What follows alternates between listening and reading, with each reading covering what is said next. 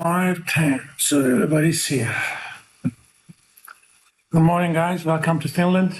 If you want the sauna experience, we even provide that for you. Apparently, I was sick yesterday. I canceled my class. Apparently, I did a favor to my students.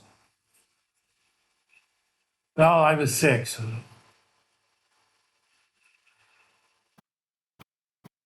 I had one of the side effects.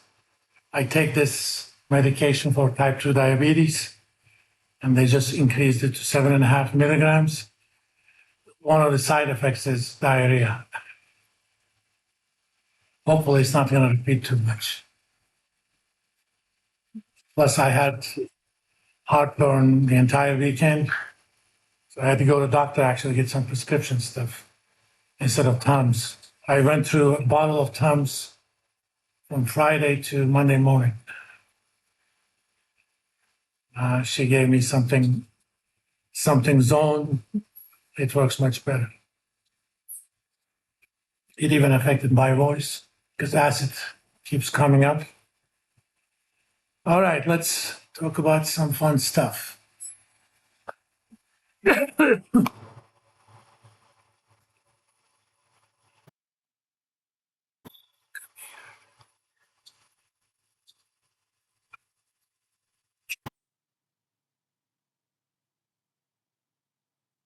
And why it doesn't show there?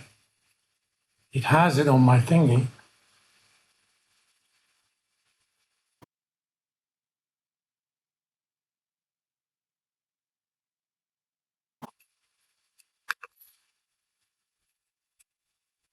Guess this is one of the classrooms where they haven't used the new system.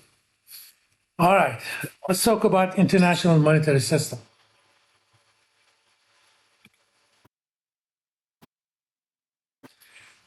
I may not be able to finish this chapter today, and actually, I don't want to. Kind of the outline of the chapter. We'll look at the evolution of the international monetary system. First, we had something called bimetallism. We had money in two different metals.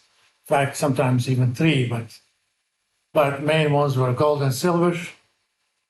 Between 1875 and 1914, the breakout of the First World War. Of course, 1914, nobody ever called that. It was called the Great War. We had something called gold standard. The currencies were pretty much fixed to gold. During the two world wars, we had kind of start and stop of the gold standard, but because of some reasons we're going to go into, nothing actually stuck, especially with the Great Depression. All attempts of keeping the gold standard were pretty much gone. After the Second World War, in fact, the base for that system was discussed before the war even ended. By spring of 1944, it was pretty much a foregone conclusion that, Allies were going to win the war. So they got together and they said, what should we do about the monetary system once the war ended? That meeting was done in a little town in New Hampshire called Bretton Woods, hence the name of the system. That system also created institutions like IMF, World Bank, and that survived until 1972. It was kind of a modified gold standard. Then from 1973 onwards, after French attacked the US dollar, US basically said, okay, we're getting out of gold standard, and the system has been flexible.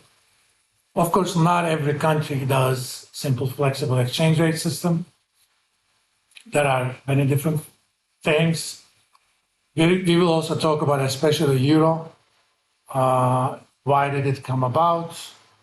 What are the good things about it, bad things about it, and certain currency crises. That's about it. Now, first and foremost, do you guys think when money started? Anybody know? When was the first time in known history that we had something called money? Yes. It it is one of the Hellenic states, yes. Remember, Greece wasn't Greece those days. The Greeks of all time have nothing to do with the Greeks of now. They're a combination of Macedonians and Bulgarians, pretty much. But it started around 600 BC in a town that, in a city state that is now in the border of modern Turkey. It's called the Lydians. One day, king said, and they had a kingdom. It wasn't a democracy like Athens was those days. I'm going to have something called money. Basically, they took gold, they melted it, they put it in a little mold. Essentially, they put the head of the king over there and some sort of writing. It became something we call now a medium of exchange. Before, it was all barter, trade, barter. So, you wanted to buy 20 bushels of wheat, so you have to pay with something. Oh, what can you pay with? Well, you're a cow. Then you have to know how much bushels of wheat you could get with a cow. Cow is a pretty lumpy thing. Maybe sheep would have been a little bit better. And given the geography of the area, sheep is a little bit, chicken maybe, eggs. So technically speaking, everything had a relative price. If you wanted to buy bananas, but you had only wheat to pay, you had to figure out the relative price of bananas and wheat. Not even going into durability of the means of payment. If you got wheat or if you got honey, which can survive for 10,000 years, by the way, it never goes bad. You can pay with honey. You can say, I'll pay you in 1 year with this much honey. You can actually have the honey, store it, pay it. But if all you have is bananas to pay, well, you got to bring those bananas to the market pretty quickly. It's not like you have a diesel truck now, you can get to the market in 2 hours. Sometimes getting to the market took you 2 days, a week, depending upon where you were. So it wasn't necessarily that flexible. If you don't have that much flexibility, how are you going to? You could do trade in a local economy. You get a village, the people in the village, they can trade with each other. That's easy to do. But you live in a village outside of Miletus, which is a coastal town at the Aegean coast in modern day Turkey. But you're going to be trading with, the Bithynians, which is kind of the southeast of the Sea of Marmara. And you got to get stuff there. And you got to get your means of payment there as well. That meant volume of trade, by its very nature, was limited. Even within small places, that's one of the reasons before money, it wasn't that practical to have big empires. How do you have a big empire if people cannot trade with each other? Because trade creates wealth, and wealth is what keeps big empires healthy. Beginning of the first big empire was probably,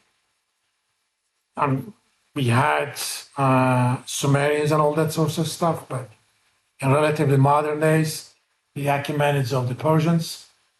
They're around 500, 600 or so. Okay? So money actually made a lot of things possible. If you're going to do overseas trade, well, you're going to have your durable means of payment. That's why in the sunken ships in Mediterranean, you see these, what we call amphora. A lot of them is wheat or wine, because wine is something that could stay durable. Wheat similarly, but you couldn't probably export grapes, but you couldn't pay in terms of grapes. So they came up with that. Why did that piece of gold have value? Because the king said so. I mean, yes, gold has an intrinsic use as a metal. These days, a lot more, as it's used in a lot of industrial settings. But back in the day, the only use for gold was for jewelry. That was it. And jewelry was limited to obviously well-to-do people. So to a poor farmer, gold has no intrinsic value. The only reason it has value because someone said it has value. We kind of call that fiat money. Technically speaking, money based on metals is not fiat money, but it is fiat money in the sense that it has value by fiat, which means by official decree. I mean, if you're a Lydian citizen and you didn't accept that coin as a means of payment, what do you think was going to happen to you? They would chop your head off or hand or something else. You would be punished for it. Why? Because